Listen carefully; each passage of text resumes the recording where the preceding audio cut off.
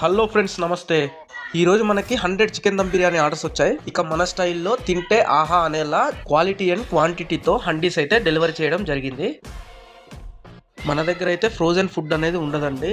Fresh live birds తీసుకొని హలాల్ తోటే chicken cutting అనేది చేపించడం జరుగుతుంది. చాలా నీట్గా క్లీన్ చేసి మ్యారినేషన్ ప్రాసెస్ కూడా చేయడం జరుగుతుంది.